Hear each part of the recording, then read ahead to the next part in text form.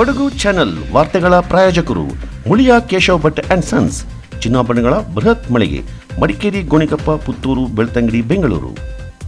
ಹೋಮ್ಸ್ಕೇಪ್ furnitures, ಕೊಡಗಿಗೆ ಸಮೀಪದ ವಿಶಾಲವಾದ ಮಳಿಗೆ, ಪಯ್ಯಾವೂರ್, ಕೇರಳ. ಶಾರದಾ ಜ್ಯುವೆಲರ್ಸ್, ಕೊಡಗಿನ ಸಾಂಪ್ರದಾಯಿಕ ಆಭರಣಗಳ ಬೃಹತ್ ಮಳಿಗೆ, Aras road, Mysuru. A to Z super market, Vishwamanava double road, Kuvempu Nagar, Mysuru. SLV Promax, corn mix and corn products, Kushalnagar. Prashanth furnitures, ನಿಮ್ಮ ಅಂದದ ಮನೆಗೆ ಚಂದದ ಪೀಠೋಪಕರಣಗಳ ಮಳಿಗೆ, ಇಂಡಸ್ಟ್ರಿಯಲ್ ಏರಿಯಾ, ಮಡಿಕೇರಿ.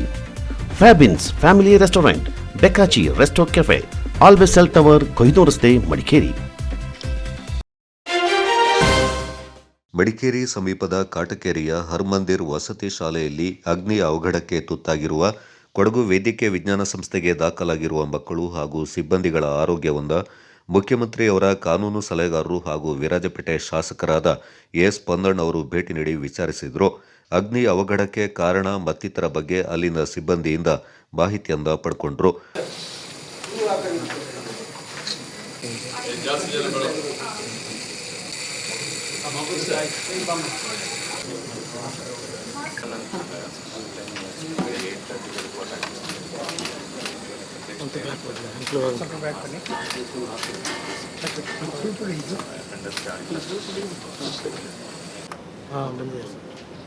ಸ್ಮೋಕ್ ಒಳಗಡೆ ಬ್ರೀತ್ ಮಾಡೋದು ಬ್ರಾಂಕೋಸ್ ಸ್ಟೀರಾಯ್ಡ್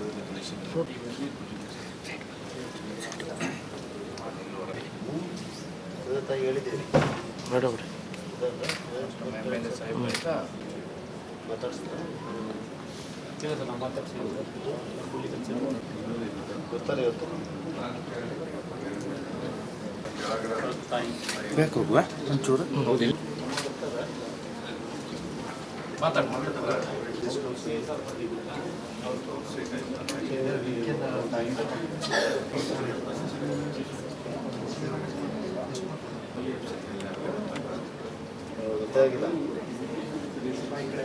ಬಳಿಕ ಸುದ್ದಿಗಾರರೊಂದಿಗೆ ಮಾತನಾಡಿದ ಎಸ್ ಪೊನ್ನಣ್ಣ ಅವರು ಬೆಳಗಿನ ಜಾವ ಹರ್ಮಂದಿರ್ ವಸತಿ ಶಾಲೆಯಲ್ಲಿ ಆಕಸ್ಮಿಕವಾಗಿ ಸಂಭವಿಸಿದ ವಿದ್ಯುತ್ ಅವಘಡದಲ್ಲಿ 2ನೇ ತರಗತಿಯ ವಿದ್ಯಾರ್ಥಿ ಮೃತಪಟ್ಟು ಇಬ್ಬರು ಆಸ್ಪತ್ರೆಗೆ ದಾಖಲಾಗಿರುವ ಬಗ್ಗೆ ಮಾಹಿತಿ ದೊರೆತ ತಕ್ಷಣ ಆಗಮಿಸಿ ಮಕ್ಕಳ ಮತ್ತು ಸಿಬ್ಬಂದಿಯ ಆರೋಗ್ಯ ವಿಚಾರಿಸಿ ಮಾಹಿತಿಯನ್ನ ಪಡ್ಕೊಂಡಿದ್ದೇನೆ ಎಂದರು.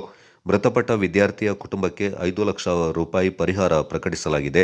ಹೆಚ್ಚಿನ ಪರಿಹಾರ ನೀಡುವ ಬಗ್ಗೆ ಮುಖ್ಯಮಂತ್ರಿಯವರ ಗಮನ ಸೆಳೆಯಲಾಗುವುದೆಂದು ಎಸ್ ಪೊನ್ನಣ್ಣ ಅವರು ತಿಳಿಸಿದರು. ಹರ್ಮಂದಿರ್ ವಸತಿ ಶಾಲೆಗೆ ಒಳ್ಳೆಯ ಹೆಸರಿದ್ದು ವಿದ್ಯುತ್ ಅವಘಡ ಬಗ್ಗೆ ಸೂಕ್ತ ತನಿಖೆ ಮಾಡಿಸಲಾಗುವುದು. ನಂತರ ಮುಂದಿನ ಕ್ರಮ ಕೈಗೊಳ್ಳಲಾಗುವುದೆಂದರು.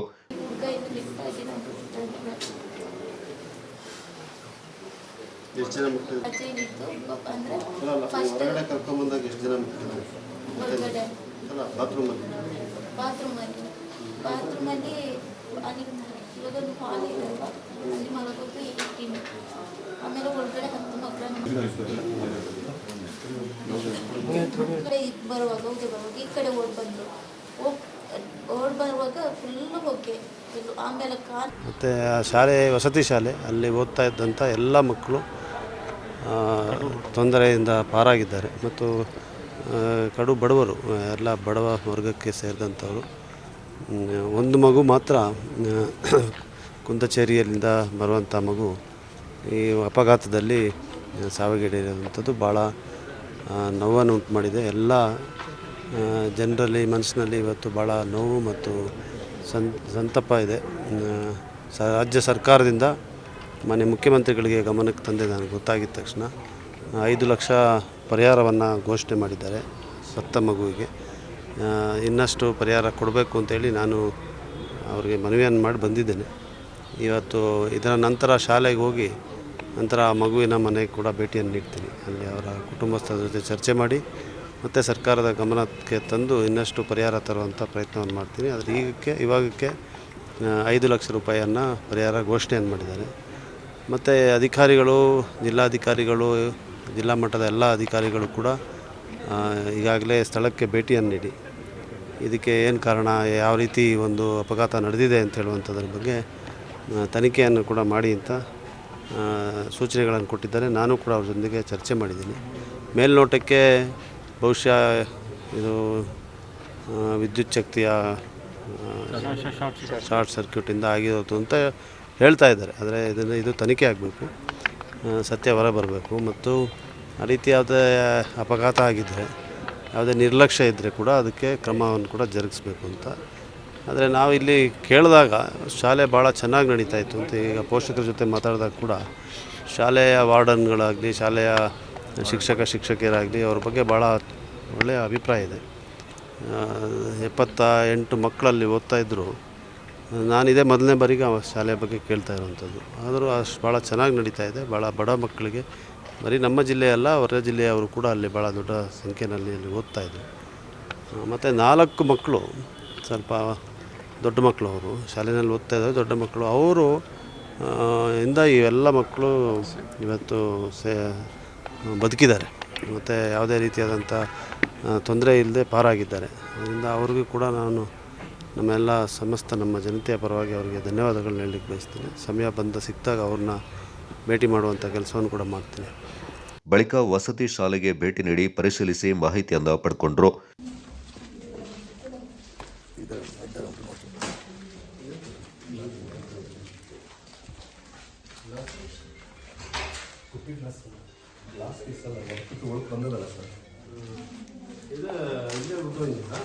ಇದು ಹಾಲ್ ಸರ್.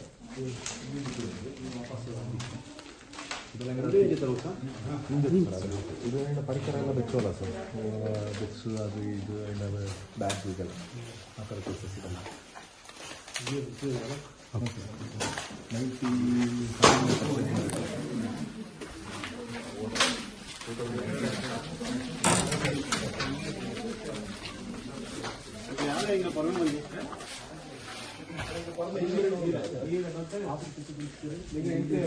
ಇಲ್ಲಿ ಗ್ಲಾಸ್ ಉಂಟು, ನೀವು ಎಂಟ್ರಿಯನ್ನು ಹೋಗಿ ಒಮ್ಮೆ ಫೈಲ್ ಬರೆದಂಥ ಡೋರ್ ಬ್ರೇಕ್ ಮಾಡ್ಕೊಂಡು ಅಲ್ಲಿ ವಾಪಸ್ ಇದು ಕಿಟಕಿ ನೋಡಿ ಸರ್, ಸ್ಲೀಪರ್ ಕಿಟಕಿ ಆ ಬರ್ತದ್ದು ಕೂಡ ಅಷ್ಟೇ. ಅದನ್ನು ಡ್ಯಾಮೇಜ್ ಮಾಡಿ ಉಳಿಸ್ಕೊಳ್ತೇನೆ.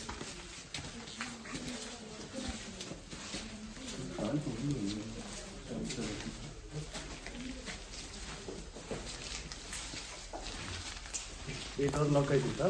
ಹಾಂ, ಇದು ಲಾಕ್ ಆಗಿರುತ್ತೆ. ಲಾಕ್ ಮಾಡಿದ್ರೆ ದುಡ್ಡಲ್ಲ ಸರ್. ಹೊಗೆ ಬರ್ತದೆ, ನೀವು ಬೈತಾ ಕೀ ಎಲ್ಲ ಓಪನ್ ಮಾಡ್ತಿದ್ದೆಲ್ಲ ಮಾಡಬೇಕು.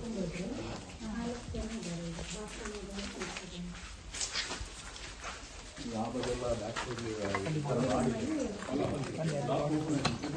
ಓಪನ್ ಮಾಡಿ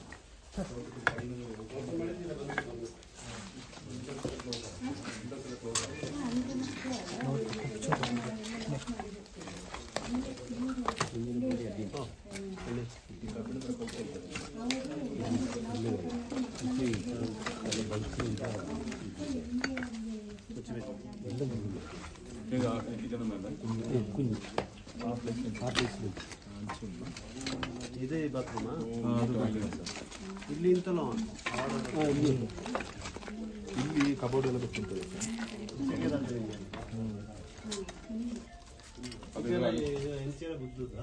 ಅಂಚೆಲ್ಲ ಇದು ಕಿತ್ತೂರ ಇದೊಂದು ಸರ್, ಪಟ್ಟಿ ಬಿದ್ದದು ಮೋಸ್ಟ್ಲಿ ಕುಂಜಿರ ಮೇಲೆ ದಾಟೋಕ ಹೊಗೆ ಕುಡಿಸಿರ್ತಾರೆ. ಇದೆಲ್ಲ ಇಟ್ಟಿಗೆ ಇದು ನೋಡಿ ಸರ್, ಪ್ಲಾಸ್ಟಿಕ್ ಕೂಡ ಇಷ್ಟಕ್ಕೆಲ್ಲ ಕೊಟ್ಟು ಪಾರಿಕ್ಕಿಲ್ಲ.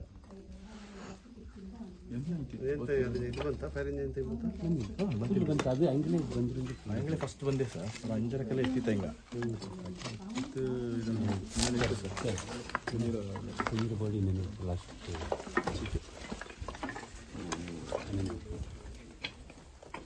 ನಂತರ ವಿದ್ಯುತ್ ಅವಘಡಕ್ಕೆ ತುತ್ತಾಗಿ ಬಲಿಯಾದ ವಿದ್ಯಾರ್ಥಿ ಮನೆಗೆ ಭೇಟಿ ನೀಡಿ ಕುಟುಂಬದವರಿಗೆ ಸಾಂತ್ವನ ಹೇಳಿದರು.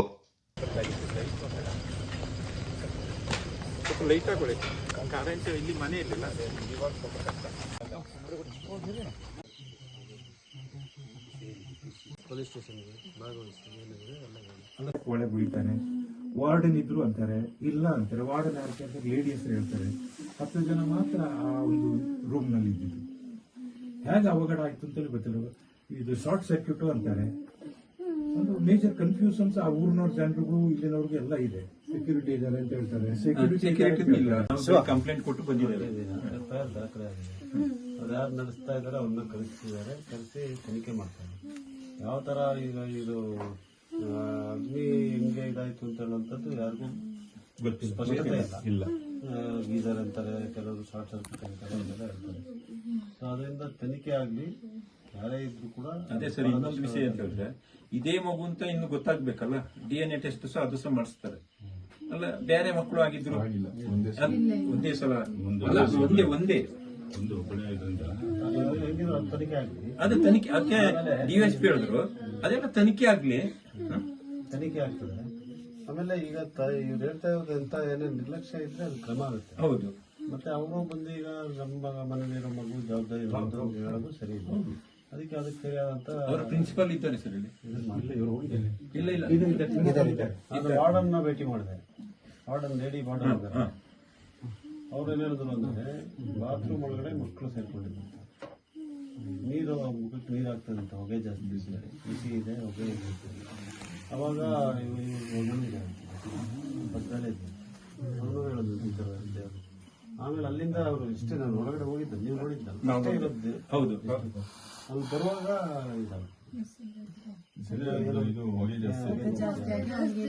ಈಗ ನಮ್ಗೆ ಒಂದು ಹೋಮದ ಹೊಗೆನೆ ಕರೆಕ್ಟ್ ಕರೆಕ್ಟ್ ಯಾವ ತರ ಇರ್ತದೆ.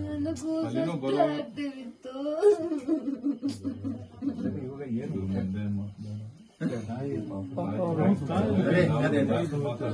ಅದು ಪುನಃ ಸರ್, ವಿಷಯ ಚಿಕ್ಕದು ಸರ್. ಅದು ಸ್ಕೂಲ್ನ ನಾವು ಬ್ಲೇಮ್ ಮಾಡಲ್ಲ, ಯಾರನ್ನೂ ಬ್ಲೇಮ್ ಮಾಡಲ್ಲ.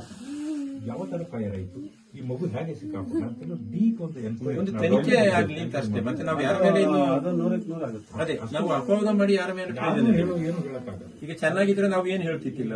ಅವ್ರು ಎಲ್ಲರೂ ಅಭಿಪ್ರಾಯ ಅಲ್ಲಿ ಮೇಲ್ನೋಟಕ್ಕೆ ಆ ಸ್ಕೂಲು ಬಗ್ಗೆ ಒಳ್ಳೆ ಅಭಿಪ್ರಾಯ. ಹೌದು ಹೌದು. ನನ್ನ ಮಕ್ಕಳನ್ನ ಚಂದ ನೋಡಿದ್ದಾರೆ ಸರ್. ಅವನು ಒಂದು ದಿನನೂ ಮನೆಯಿಂದ ನಾನು ಹೋಗಲ್ಲ ಶಾಲೆಗೆ ಅಂತ ಹೇಳಿ ನೀರಿಟ್ಟು ನಿಂತಲ್ಲ ಬಕೆಟಿಂದ, ಸುಮಾರು ಮಕ್ಕಳು ಅದನ್ನ ಇಟ್ಟು ನಿಂತಲ್ಲ, ಇವಾಗ ನಾನು ಇಟ್ಟು ನಿಂತಲ್ಲ. ಅಲ್ಲಿ ಕೂಡ ಒಂದು ಪೊಗೆ ಒಂದು ಕಾಮಿಲ್ಲ, ಬರೀ ಈಗ ಮುಟ್ಟೋದು ಗೊತ್ತಾಗ್ತಾ ಇತ್ತು ಅಷ್ಟೇ. ಹಾಗೆ ಕಂಪ್ಲೀಟ್ಲಿ ಅವಳು ಎಷ್ಟು ಹತ್ರ ಗೊತ್ತಾಗೋದಿಲ್ಲ. ಈಗ ನಮ್ಗೆ ಬಾರಿ ಈಸಿ, ಬಟ್ ಆ ಟೈಮಲ್ಲಿ ನಾವು ಗಣಪತಿ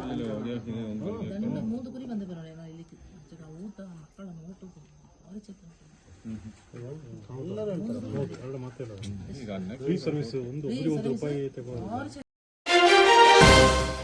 ಪೊನ್ನಂಪೇಟೆಯ ಅರಣ್ಯ ಇಲಾಖೆ ಹುದ್ದೆಗಳಿಗೆ ಅರಣ್ಯಶಾಸ್ತ್ರ ಪದವೀಧರರಿಗೆ 100% ನೇರ ನೇಮಕಾತಿಗೆ ಅವಕಾಶ ನೀಡಬೇಕೆಂದು ಒತ್ತಾಯಿಸಿ ಪೊನ್ನಂಪೇಟೆ ಅರಣ್ಯ ಮಹಾವಿದ್ಯಾಲಯದ ವಿದ್ಯಾರ್ಥಿಗಳು ಪ್ರತಿಭಟನೆಯನ್ನ ನಡೆಸಿದರು.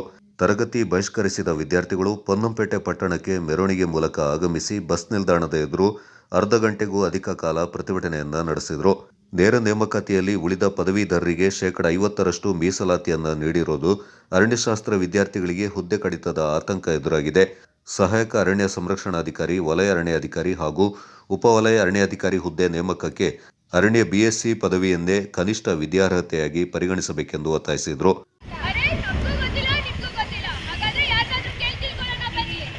ಕಷ್ಟಪಟ್ಟು ಬಂದ್ರೆ 700-800 ಕಿಲೋಮೀಟರ್ ಇಂದ ಬಂದಿರ್ತೀವಿ. ತಂದೆ ತಾಯಿಗಳು ಅವ್ರ ಬಟ್ಟೆ ಕಟ್ಟಿ ಅವ್ರ ಸಾಲ ಸೂಲ ಮಾಡಿ ನಮ್ಮನ್ನ BSc 4 ವರ್ಷ ಓದಿಸ್ತಾರೆ. ಆದ್ರೆ ನಮ್ಗೆ ಈ ಗವರ್ಮೆಂಟ್ ಮಾಡಿದಾಗ ಅನ್ಯಾಯನ ಕೇಳಕ್ ಯಾರು ಇಲ್ಲ. ಇದನ್ನ ಕೇಳಬೇಕು.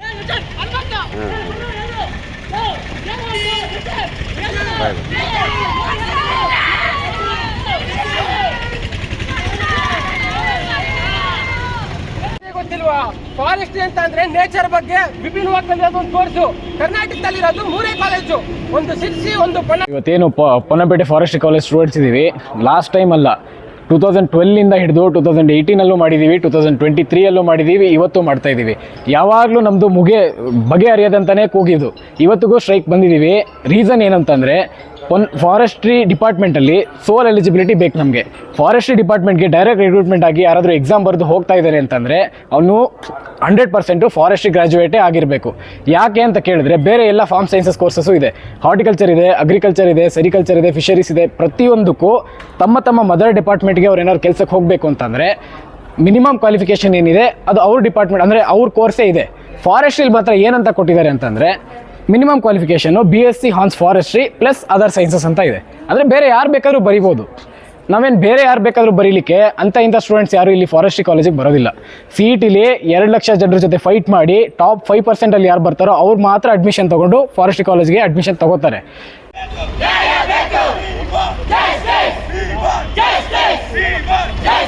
ಅರಣ್ಯ ಶಾಸ್ತ್ರ ಓದಿದವರಿಗೆ ಅರಣ್ಯಶಾಸ್ತ್ರ ಓದಿದವರಿಗೆ ಬೇಕೇ ಬೇಕು ನ್ಯಾಯ ಬೇಕು ಬೇಕೇ ಬೇಕು ನ್ಯಾಯ ಬೇಕು ಅಯ್ಯಯ್ಯೋ ಅಯ್ಯಯ್ಯೋ ಅನ್ಯಾಯ ಅನ್ಯಾಯ ಅಯ್ಯಯ್ಯೋ ಅಯ್ಯಯ್ಯೋ ಅನ್ಯಾಯ ಅನ್ಯಾಯ ಬೇಕೇ ಬೇಕು ನ್ಯಾಯ ಬೇಕು ಬೇಕೇ ಬೇಕು ನ್ಯಾಯ ಬೇಕು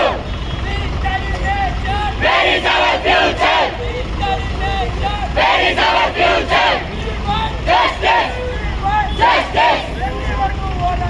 ಎಲ್ಲವನ್ನೂ ಹೋರಾಟ ನ್ಯಾಯಕ್ಕಾಗಿ ಹೋರಾಟ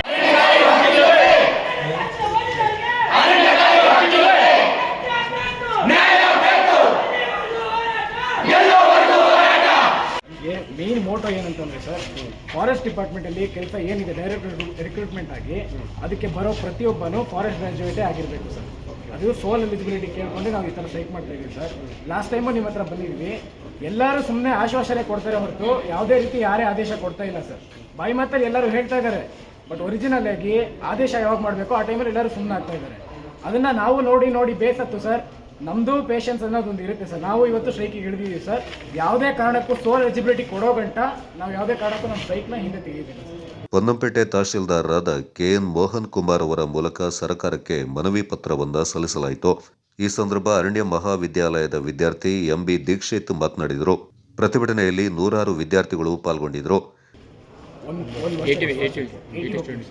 ಒಂದು ಕ್ಯಾಂಪಸ್ 80 ಸರ್, 3 ಕ್ಯಾಂಪಸ್ ಕಂಪೇರ್ ಮಾಡಿದ್ರೆ 120 ಇಂದ 150 ಮೆಂಬರ್ಸ್ ಅನ್ಎಂಪ್ಲಾಯ್ ಆಗಿದೆ ಸರ್. 2018 ಇಂದ ಅಗ್ರಿಕಲ್ಚರ್ ಮಾಡಿದವರು ಅಗ್ರಿಕಲ್ಚರ್ ಡಿಪಾರ್ಟ್ಮೆಂಟ್ ಸೇರ್ಕೊಳ್ತಾರೆ, ಹಾರ್ಟಿಕಲ್ಚರ್ ಮಾಡಿದವರು ಹಾರ್ಟಿಕಲ್ಚರ್ ಸೇರ್ಕೊಳ್ತಾರೆ, ಸಿರಿಕಲ್ಚರ್ ಮಾಡಿದವರು ಫಿಶರಿ ಮಾಡಿದವರು ಅವರ ಡಿಪಾರ್ಟ್ಮೆಂಟ್ ಎಲ್ಲ ಸೈನ್ಸಸ್ಗೂ ಸೋಲ್ ಎಲಿಜಿಬಿಲಿಟಿ ಇದೆ ಸರ್. ಅವ್ರು ಏನು ಡಿಗ್ರಿ ಮಾಡಿರ್ತಾರೋ ಅದೇ ಡಿಪಾರ್ಟ್ಮೆಂಟ್ಗೆ ಅವ್ರು ಹೋಗ್ತಾರೆ ಸರ್. ನಮ್ಮ ಡಿಪಾರ್ಟ್ಮೆಂಟ್ಗೆ ಬೇರೆ ಡಿಪಾರ್ಟ್ಮೆಂಟ್ ಅವರಿಗೆ ಯಾಕೆ ಅವಕಾಶ ಕೊಡ್ತಾ ಇದ್ರಿ ಸರ್? ನಮಗೆ ಸೋಲ್ ಎಲಿಜಿಬಿಲಿಟಿ ಬೇಕು, ಅದನ್ನ ಕೇಳ್ಕೊಳ್ಳೋದು ಸರ್. ಬೇರೆ ಏನು ಕೇಳ್ತಿಲ್ಲ ಸರ್. ನಮ್ಮ ಮದರ್ ಡಿಪಾರ್ಟ್ಮೆಂಟ್ ಬೇರೆ ಸ್ಟೇಟಲ್ಲೆಲ್ಲ ಮಾಡಿದ್ದಾರೆ ಸರ್, ಬೇರೆ ಸ್ಟೇಟಲ್ಲೆಲ್ಲ ಸೋಲ್ ಎಲಿಜಿಬಿಲಿಟಿ ಮಾಡಿದ್ದಾರೆ ಸರ್. ಗಮನಕ್ಕೆ ಖಂಡಿತ ತರ್ತೀವಿ ನಾವು, ಸನ್ಮಾನ್ಯ ಜಿಲ್ಲಾಧಿಕಾರಿ ಮುಖಾಂತರ ಸರ್ಕಾರ ಗಮನ ತರ್ತೀವಿ. ಸೊ ಸೈನ್ ಮಾಡಿ. ಲಾಸ್ಟ್ ಟೈಮು ಇದೇ ಆಗಿತ್ತು ಸರ್. ನಮ್ಮ ಇದು ನೋಡಿ, ನಾವೇ ಡಿಸಿಷನ್ ತಗೊಳಕ್ಕಾಗಲ್ಲ, ಇದೆಲ್ಲ ಸರ್ಕಾರ ಮಟ್ಟದಲ್ಲಿ ತೀರ್ಮಾನ ತಗೊಳ್ಳೋದು, ನಮ್ಮ ಮಟ್ಟದಲ್ಲಿ ತೀರ್ಮಾನ ತಗೊಳ್ಳೋದು ಖಂಡಿತ ಮಾಡ್ತೀವಿ. ನಮ್ಮ ಕೈಲಾಗಂತ. ಕೊಡಗು ಚಾನಲ್ ನ್ಯೂಸ್, ಚಂಪಾ ಗಗನ, ಪೊನ್ನಂಪೇಟೆ.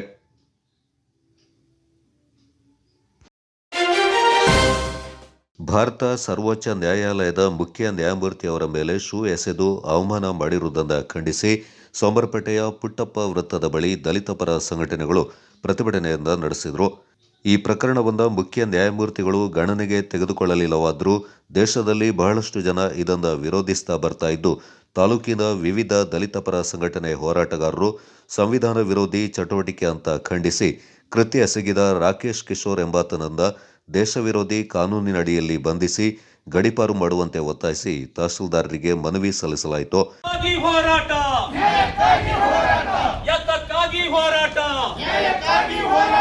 ಎಲ್ಲಿಯ ತನಕ ಹೋರಾಟ? ಬೇಕೇ ಬೇಕು, ಬೇಕೇ ಬೇಕು, ಎತ್ತಕ್ಕಾಗಿ ಹೋರಾಟ,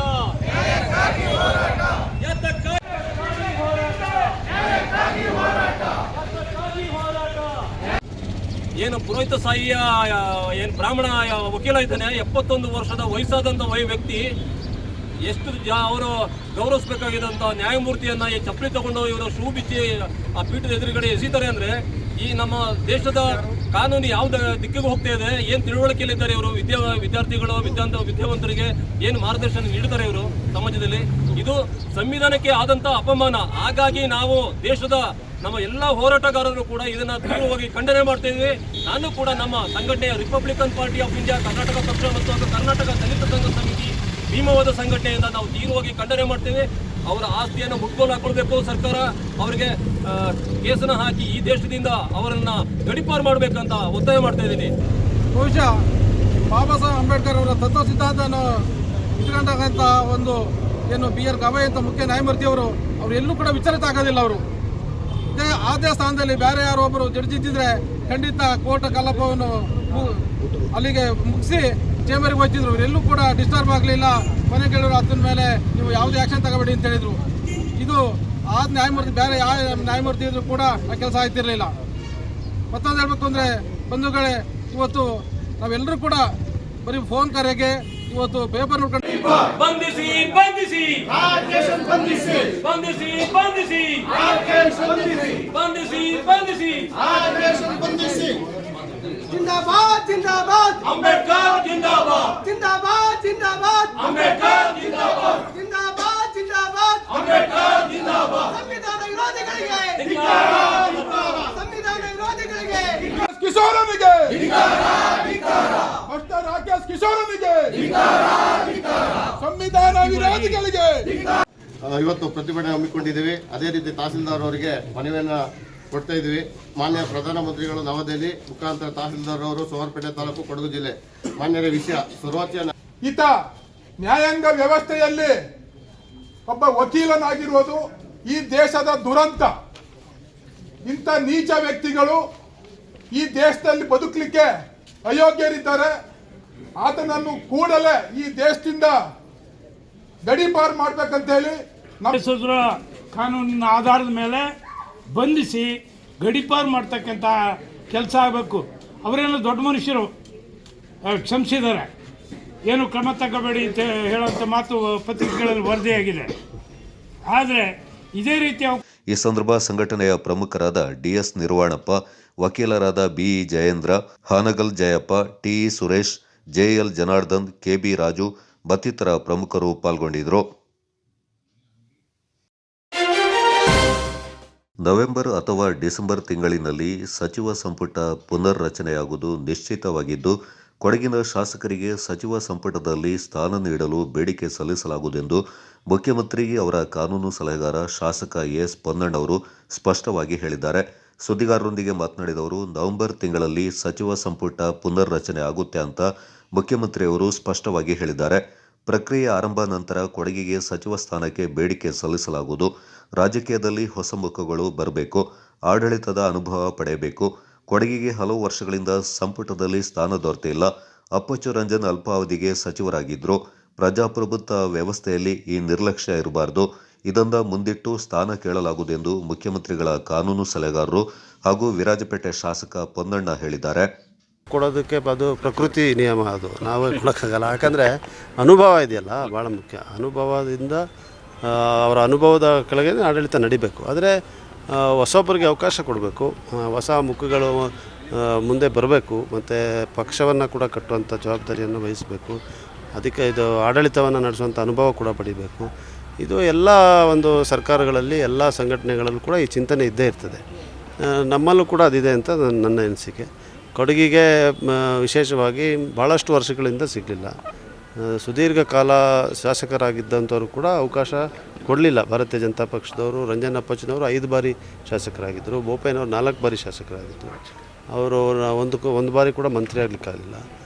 ಮತ್ತು ರಂಜನ್ ಅಪ್ಪಚ್ಚನವರು ಭಾಳ ಸಣ್ಣ ಅವಧಿಗೆ 6 ತಿಂಗಳು 8 ತಿಂಗಳು ಒಂದು ಇದ್ದಲ್ಲಿ ಅದು ಮಂತ್ರಿ ಅದು ಬಿಟ್ಟರೆ ಆ ಥರ ನಿರ್ಲಕ್ಷ್ಯ ಅದು ಒಳ್ಳೆಯದಲ್ಲ ಪ್ರಜಾಪ್ರಭುತ್ವ ವ್ಯವಸ್ಥೆಯಲ್ಲಿ ಅಂತ ಹೇಳುವಂಥ ಕೂಗು ನಮ್ಮದು.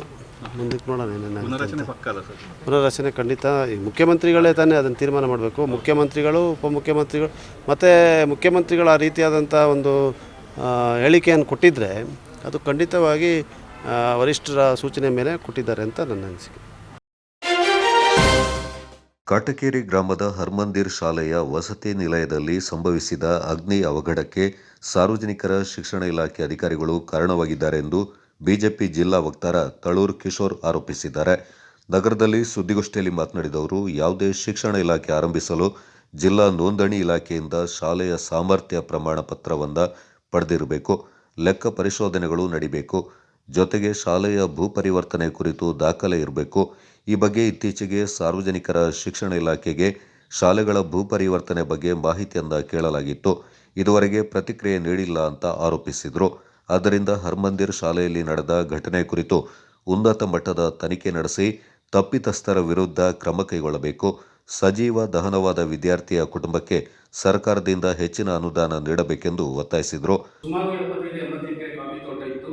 ಮೊದಲು ಯಾಂಥೋರಿಯಂ ಬೆಳೆ ಬೆಳೀತಾ ಇದ್ರು. ಆದರೆ ನಿನ್ನೆ ನಡೆದ ದುರಂತದ ಆ ವಿದ್ಯಾರ್ಥಿಯ ಕುಟುಂಬಕ್ಕೂ ಮತ್ತು ನನ್ನ ದುರಂತ ನಡಿಬಾರದೆಂದು ನಾವು ತೀವ್ರ ಸಂತಾಪವನ್ನು ಬಿಜೆಪಿಯಿಂದ ವ್ಯಕ್ತಪಡಿಸ್ತೇವೆ. ಹಾಗೆ ಆ ದುರಂತ ನಡೆಯಕ್ಕೆ ನೇರವಾದ ಕಾರಣ ಅಂದರೆ ಸಾರ್ವಜನಿಕ ಶಿಕ್ಷಣ ಇಲ್ಲ. ಯಾಕೆಂದರೆ ನಾನು ಸುಮಾರು 30 ವರ್ಷಗಳ ಕಾಲದಿಂದ ಶಿಕ್ಷಣ ಸಂಸ್ಥೆ ನಡೆಸಿ ಅನುಭವ ನನಗಿದೆ. ಪ್ರತಿ ವರ್ಷ ಇಂತಿಂಥ ದಾಖಲಾತಿಗಳ ಮಾನದಂಡ ಪ್ರತಿ ವರ್ಷವೂ DDP ಸಾರ್ವಜನಿಕ ಶಿಕ್ಷಣ ಇಲಾಖೆ ನಮ್ಮನ್ನು ಕೇಳ್ತಾರೆ.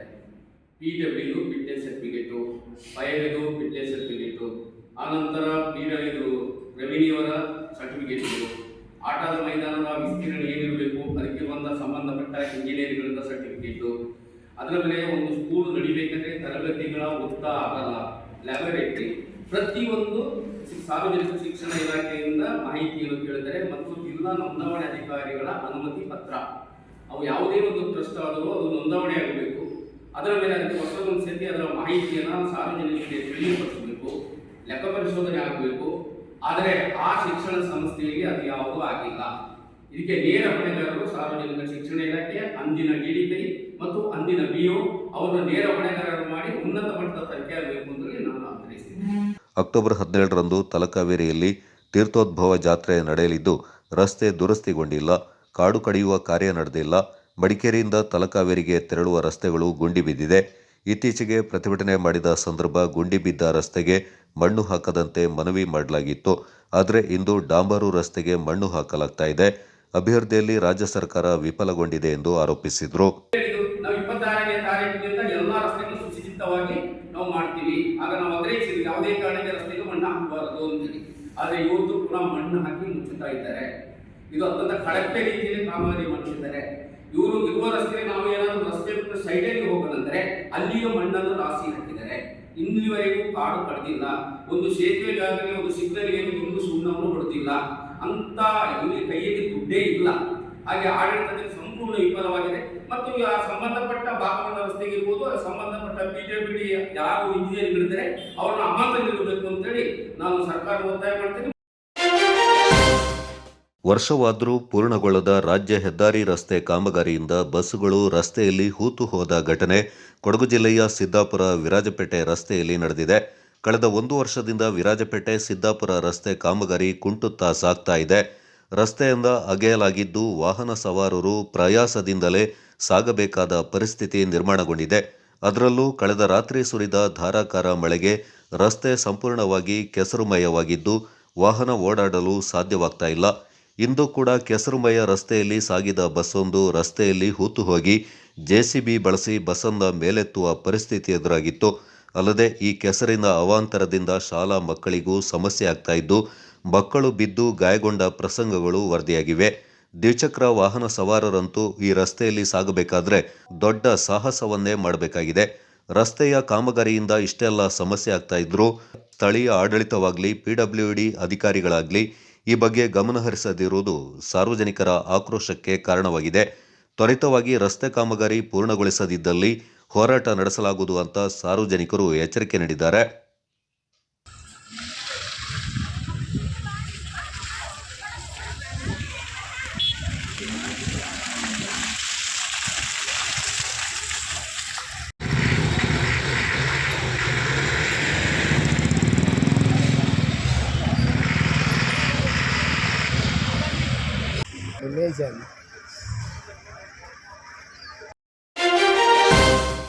ಸ್ವಚ್ಛ ಕಾವೇರಿಗಾಗಿ ಅಕ್ಟೋಬರ್ 24ರಿಂದ ನವೆಂಬರ್ 16ರವರೆಗೆ ಕಾವೇರಿ ಜಾಗೃತಿ ರಥಯಾತ್ರೆ ನಡೆಯಲಿದೆ ಎಂದು ಕಾವೇರಿ ನದಿ ಸ್ವಚ್ಛತಾ ಆಂದೋಲನ ಸಮಿತಿ ರಾಜ್ಯ ಸಂಚಾಲಕ ಹಾಗೂ ಕಾವೇರಿ ರಿವರ್ ಸೇವಾ ಟ್ರಸ್ಟ್ ಅಧ್ಯಕ್ಷ MN ಚಂದ್ರಮೋಹನ್ ತಿಳಿಸಿದ್ದಾರೆ.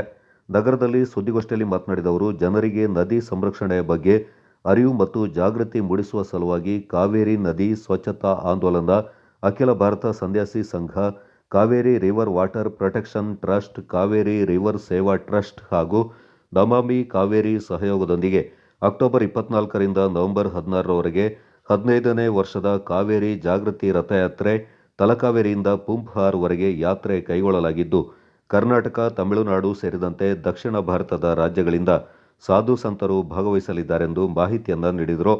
ಅಕ್ಟೋಬರ್ 23ರಂದು ಮಧ್ಯಾಹ್ನ 2 ಗಂಟೆಗೆ ಸಾಧು ಸಂತರ ತಂಡ ಕಾವೇರಿ ಮಾತೆಯ ರಥದೊಂದಿಗೆ ಮೈಸೂರು ಮೂಲಕ ಕುಶಾಲನಗರಕ್ಕೆ ಆಗಮಿಸಲಿದ್ದಾರೆ. ಅಕ್ಟೋಬರ್ 24ರಂದು ಬೆಳಿಗ್ಗೆ 8 ಗಂಟೆಗೆ ತಲಕಾವೇರಿ ಕ್ಷೇತ್ರದಲ್ಲಿ ಪೂಜಾ ಕಾರ್ಯಕ್ರಮ ಜರುಗಲಿದ್ದು 9 ಗಂಟೆಗೆ ವಿರಾಜಪೇಟೆ ಅರಮೇರಿ ಮಠದ ಶಾಂತ ಮಲ್ಲಿಕಾರ್ಜುನ ಸ್ವಾಮೀಜಿಗಳ ದಿವ್ಯ ಸಾನ್ನಿಧ್ಯದಲ್ಲಿ ಕಾವೇರಿ ಜಾಗೃತಿ ಯಾತ್ರೆಗೆ ಮುಖ್ಯಮಂತ್ರಿಗಳ ಕಾನೂನು ಸಲಹೆಗಾರರು, ಹಾಗೂ ವಿರಾಜಪೇಟೆ ಕ್ಷೇತ್ರದ ಶಾಸಕರಾದ ಎಎಸ್ ಪೊನ್ನಣ್ಣ ಅವರು ಚಾಲನೆ ನೀಡಲಿದ್ದಾರೆ. ವನ್ಯಜೀವಿ ಮಂಡಳಿಯ ಸದಸ್ಯರಾದ ಮೇರಿಯಂಡ ಸಂಕೇತ್ ಪೂವಯ್ಯ ಕಾರ್ಯಕ್ರಮದ ಭಿತ್ತಿ ಪತ್ರ ಬಿಡುಗಡೆ ಮಾಡಲಿದ್ದಾರೆಂದು ತಿಳಿಸಿದರು.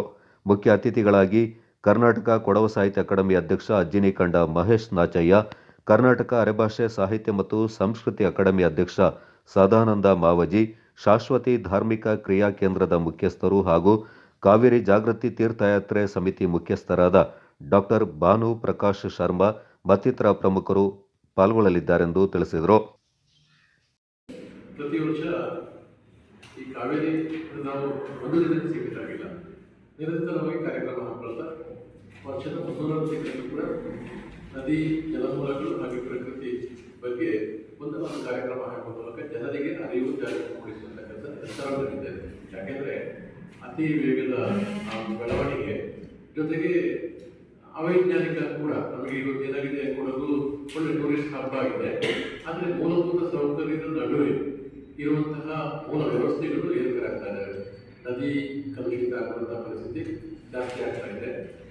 ಜೊತೆಗೆ ಇನ್ನೊಂದು ಪರಿಸ್ಥಿತಿ ಏನಾಗಿದೆ, ನಮಗೆ ಮರ ಗಿಡಗಳು ಕೂಡ ನಾಶ ಆಗ್ತಾ ಇದ್ದಾವೆ.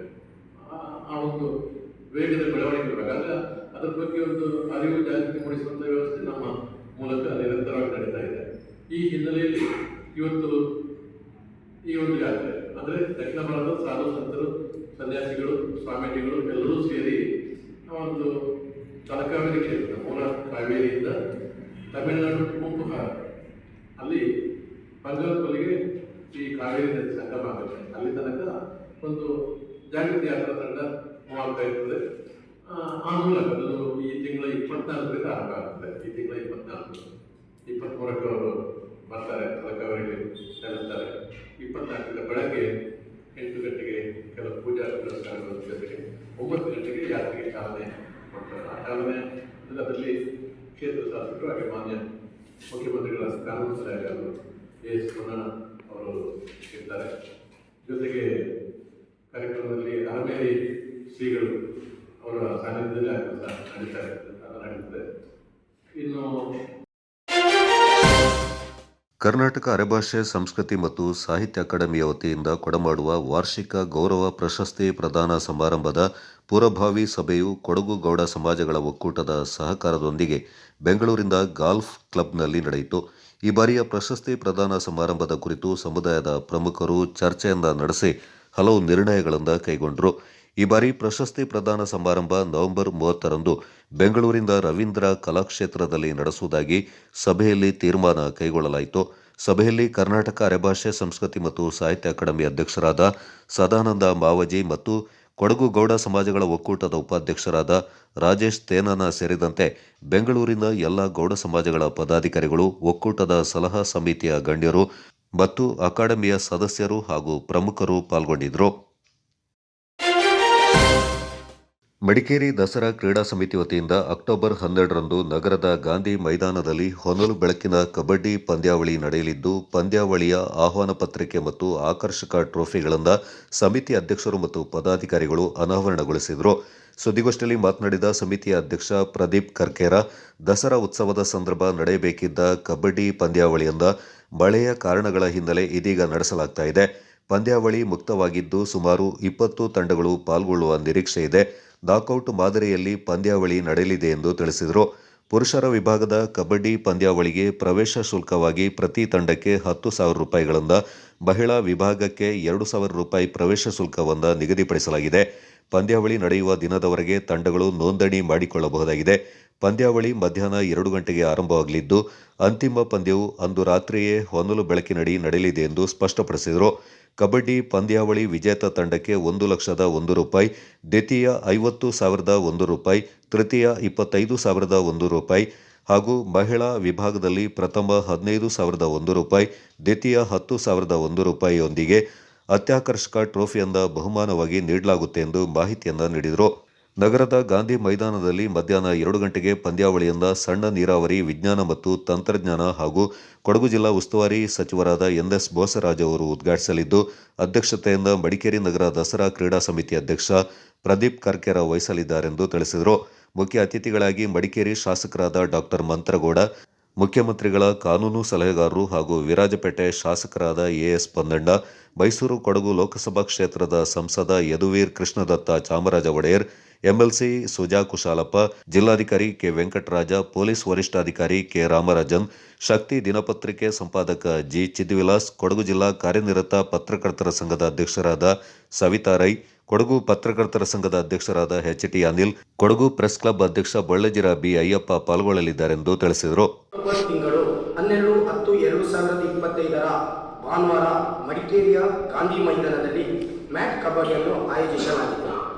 ಪುರುಷರ ವಿಭಾಗದಲ್ಲಿ ಪ್ರಥಮ ಬಹುಮಾನವನ್ನು 1,01,000 ರೂಪಾಯಿ, ಎರಡನೇ ಬಹುಮಾನವನ್ನು 50,001 ರೂಪಾಯಿ, ಮೂರನೇ ಬಹುಮಾನವನ್ನು 25,001 ರೂಪಾಯಿ ಹಾಗೂ ಎಂಟ್ರೆನ್ಸ್ ಫೀಸ್ 10,000 ನೀಡಲಾಗಿದೆ.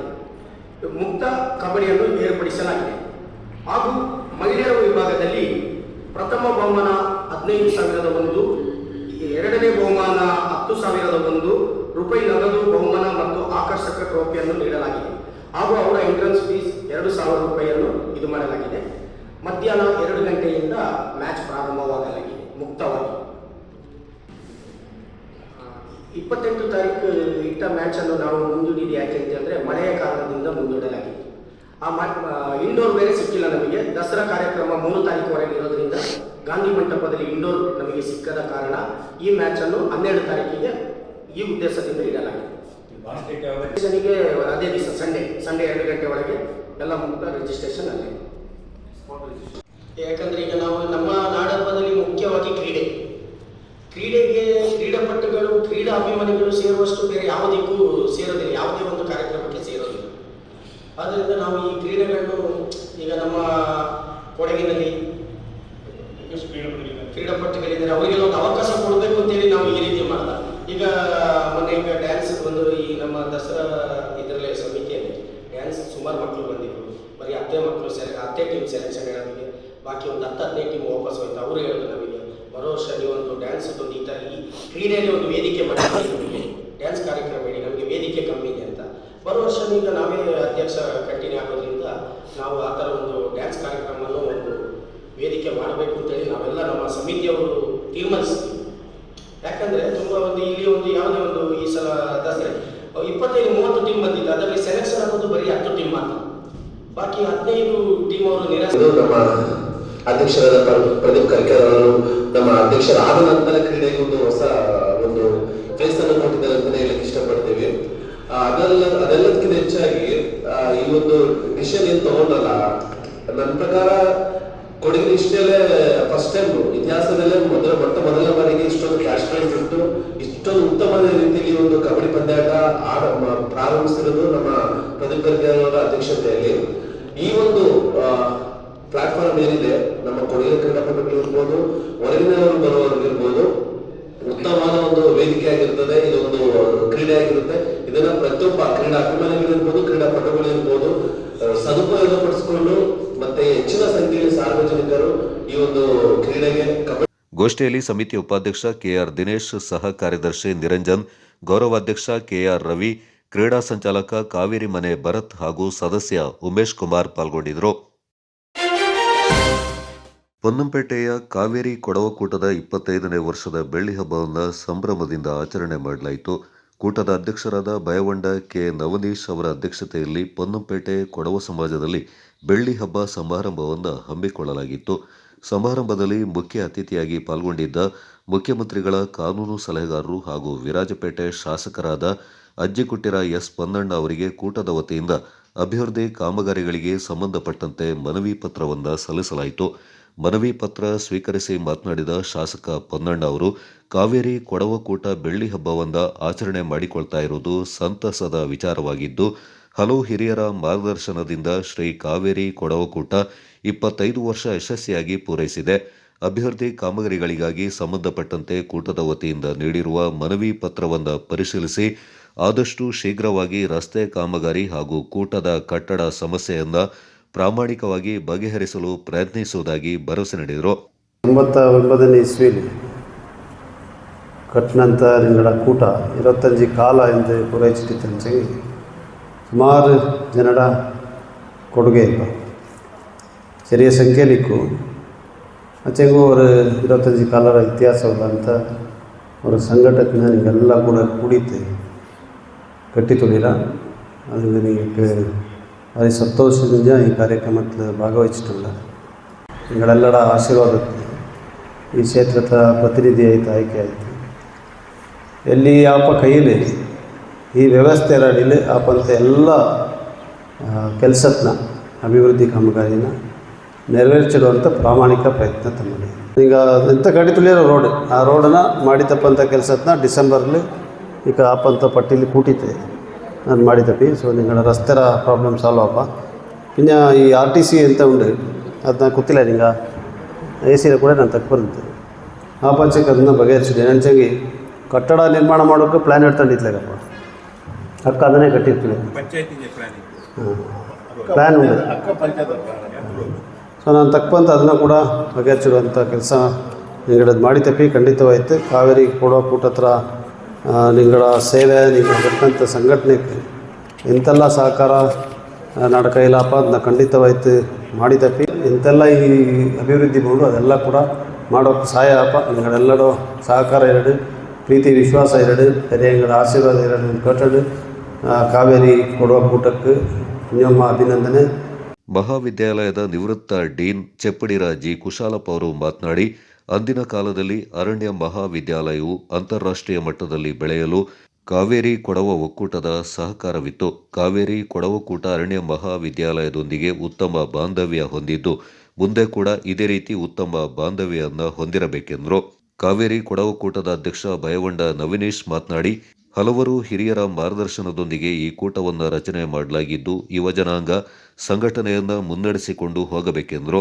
ഏത് സ്ഥാനത്തിൽ നിന്ദേ അന്നനെ നട കോളേജ് ഏത് മട്ടക്കിಂದ ಅಂತಾರಾಷ್ಟ್ರೀಯ ಮಟ್ಟಕ್ಕೆ ಬಳಂದಿತ್ತು ಅದಕ್ಕೆ ಕಾವೇರಿ ಕೊಡೋ ಕೂಟದ ಶಕ್ತಿ ತುಂಬ ಕಿಟ್ಟಿತ್ತು ಅದು ನನಗೆ ಏನಂಚಂಗಿ ಕಾಲೇಜ್ 95 ಪ್ರಾರಂಭ ಆಯ್ತು ಮುಚ್ಚಿಪೋಪ ಅನ್ನುವಂಥ ಸಂದರ್ಭದಲ್ಲಿ ನಾಕಿಂದು ಗೊತ್ತಪ್ಪ ಇಲ್ಲಿ ಉಳ್ಳಂಥ ಸುಮಾರು ಪೆರಿಯವಲ ಕೂಡೊಂಜಿ ಅದು ಎಲ್ಲಿಕ್ಕೂ ಮುಟ್ಟು ಚೂಡೊಂಡು ಅದನ್ನು ಆ ವಾಯ್ಸ್ನ ಅಲ್ಲಿಕ್ಕೆ ಮುಟ್ಟು ಚೂಡೊಂಜಿ ಆ ಕಾಲೇಜ್ ಚಾಯ್ತ ನೆಲೆ ನಿಪ್ಪಂಜಿ ಅಲ್ಲಿ ಭಾರಿ ಛಾಯೋಡೆ ಕೆಲಸ ಮಾಡಿರುಳ್ಳಂಥ ಅವ್ರ ಇದಿಲ್ ನಿಂಗಡ ಕೂಡಿ ನನಗೆ ಶಕ್ತಿ ಕಿಟ್ಟಿತ್ತು ಅದಕ್ಕೆ ನಾನು ಧನ್ಯವಾದ ಅರ್ಪಿಸಿಟ್ಟುಕೊಂಡು ಇಂದಕ್ಕ ನಾಡ ಕೂಡ ಕೆಲಸ ಮಾಡಿ ನಿಂಗೆ ಅಂತ ತುಂಬ ಖುಷಿ ಆಚಿ ಬಯವೊಂಡ ನವನೀಶ್ ಅಧ್ಯಕ್ಷನಾಯ್ತುಂಡು ಅನ್ನನೆ ಚಾಂದಿನಿ ಕಾರ್ಯದರ್ಶಿ ಆಯ್ತುಂಡು ಇವು ದಂಡಾಳು ಕೂಡಿ ನಂಗಡ ಕಾಲೇಜಲ್ಲಿ ಅಂಗಡ ಕೆರಿಯರ್ನ ಪ್ರಾರಂಭ ಮಾಡಿತ್ತು ಮಿಂಜಕ್ಕೆ ಬಳಂದವು ಚಾಂದಿನಿ ಇಂದು ಕೂಡಿ ಬಲ್ಯ ತರತಿಲ್ಲವ ಕೆಲಸ ಮಾಡಿಕೊಂಡು ನಾನು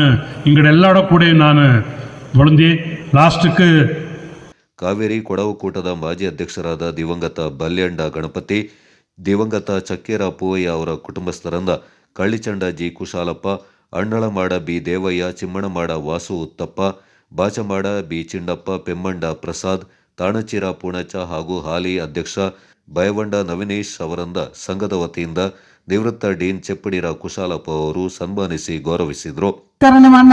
ಎಲ್ಲರಿಗೂ ಜೋರಾನ ಚಪ್ಪಾಳೆ ಬರಡಿ. ಹಿಂಗೆಲ್ಲರೂ ನಂಗಡ ಕೂಟ ಹತ್ರ ಮಾಜಿ ಅಧ್ಯಕ್ಷಗಳಾಯ್ತು, ಸುಮಾರು ಕೆಲಸ ಮಾಡಿತ್ತು. ಅನ್ನನೇ ನಂಗಡ ಈಗ ಹಾಲಿ ಅಧ್ಯಕ್ಷ ಸಹ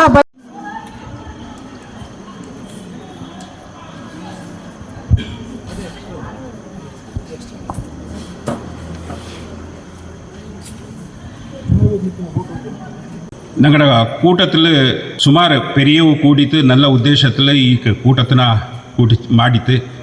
ಇದನ್ನು ಮಿಂಜಕ್ಕೆ ನಡ್ತಿಂಡು ಪೋಪಂಥದ್ದು ನಂಗಡಂಥ ಬಾಲಕರಕ್ಕೆ ಕೂಡಿತ್ತು.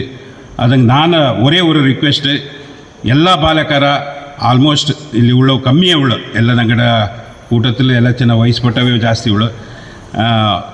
ಆಪಚ್ಚಕ್ಕೆ ಬಾಲಕರ ಈ ಕೂಟത്തിൽ ಇನ್ವಾಲ್ವ್ ಆಯಿತು. ನಂಗೆ ಈ ಕೂಟത്തിನ ಆಪಚ್ಚಕ್ಕೂ ಇನ್ನೂ ಚಾಯ್ಲು ನಡ್ತಿಂಡು ಪೋಕನ.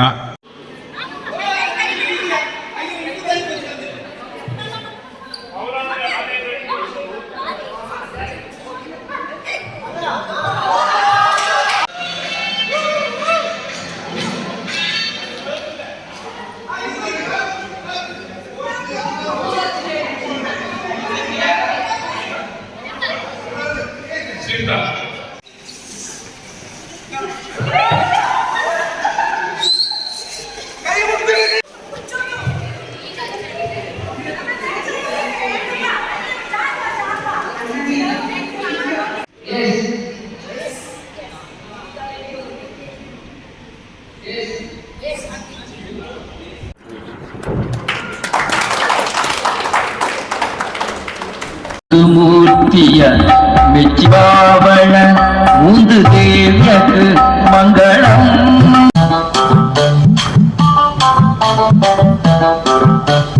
புத்தரி போது நம்ம நெருக்கட்டி அது அடுத்து புத்தரி போலி போலி தேவா புத்தங்கருத்தி பூவக்க தோட்ட பதிய நோக்கி வரங்க. ಘನಘ ಘನಘ ಆಜ ಮೇಘ ಘನನ ಘನನ ಛಾಯೋರಿ ದಮಕ ದಮಕ ಚಮಕೆ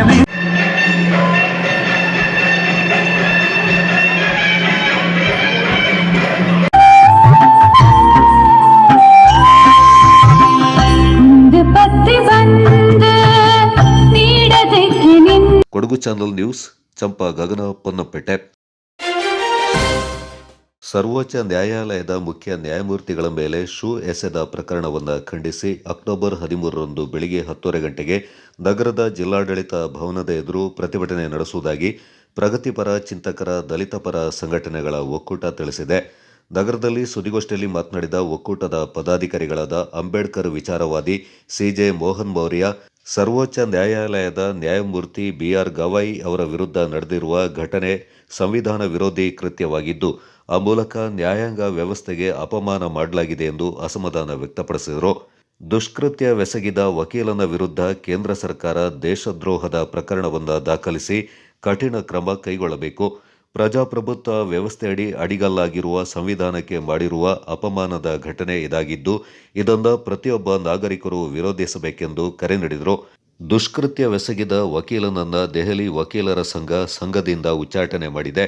ದೆಹಲಿ ವಕೀಲರ ಸಂಘಕ್ಕೆ ಇರುವ ಬದ್ಧತೆ ಕೇಂದ್ರದ ಬಿಜೆಪಿ ನೇತೃತ್ವದ ಸರ್ಕಾರಕ್ಕೆ ಇಲ್ಲವೆಂದು ಟೀಕಿಸಿದ ಅವರು, ಸಂವಿಧಾನದ ಬಗ್ಗೆ ಬಿಜೆಪಿಗೆ ಗೌರವವಿದ್ದಲ್ಲಿ ತಪ್ಪಿತಸ್ಥನ ವಿರುದ್ಧ ದೇಶದ್ರೋಹದ ಪ್ರಕರಣ ದಾಖಲಿಸಲಿ ಎಂದು ಒತ್ತಾಯಿಸಿದರು.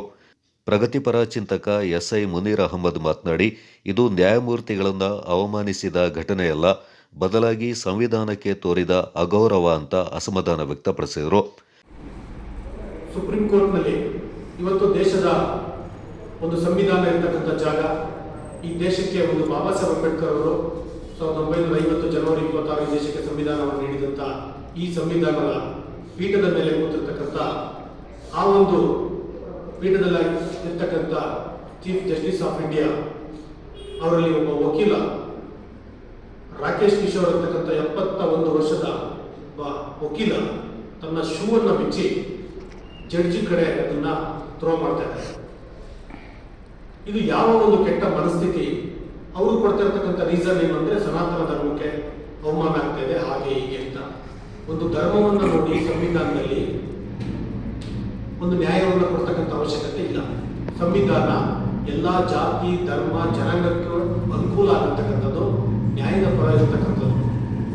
ಒಬ್ಬ ದಲಿತ ಅನ್ನೋ ಕಾರಣಕ್ಕಾಗಿ ನಾನು ಅದನ್ನು ಯಾಕೆ ಪ್ರಸ್ತಾಪ ಮಾಡ್ತಾ ಇದ್ದೀನಿ ಅಂತಂದ್ರೆ, ನಾವು ಸುಪ್ರೀಂ ಕೋರ್ಟ್ ಅಲ್ಲಿ ಇರ್ತಕ್ಕಂಥ ಚೀಫ್ ಜಸ್ಟಿಸ್ ಆಫ್ ಇಂಡಿಯಾ ಅದು ಒಂದು ಗೌರವಿತ ಸ್ಥಾನ.